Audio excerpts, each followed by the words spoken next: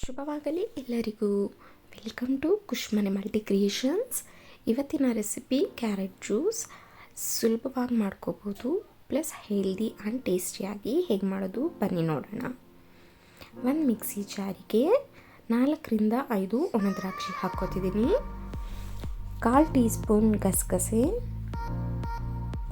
1 ಕ್ಯಾರೆಟ್ನ ಚಿಪ್ಪೆ ತೆಗೆದು ತೊಳೆದು ಕಟ್ ಮಾಡಿ ಇಟ್ಕೊಂಡಿದ್ದೀನಿ, ಅದನ್ನು ಹಾಕ್ಕೋತಿದ್ದೀನಿ.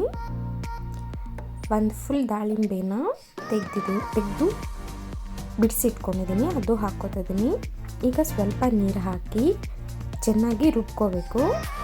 ಫುಲ್ ಜ್ಯೂಸ್ ಥರ ರುಬ್ಕೊಂಡು ಒಂದು ಗ್ಲಾಸ್ಗೆ ಹಾಕ್ಕೊಳ್ತೀನಿ. ಇದನ್ನು ನಾನು ಫಿಲ್ಟ್ರ್ ಮಾಡೇ ಇಲ್ಲ, ಅಷ್ಟು ಚೆನ್ನಾಗಿ ಜ್ಯೂಸ್ ಥರ ಬಂದಿದೆ ಇದು. ಇದನ್ನು ಯಾವ ಟೈಮಲ್ಲಿ ಬೇಕಾದರೂ ಕುಡಿಬೋದು. Before 4 o'clock, evening before 4 o'clock ಯಾವ ಟೈಮ್ ಆದರೂ ಕುಡಿಬೋದು.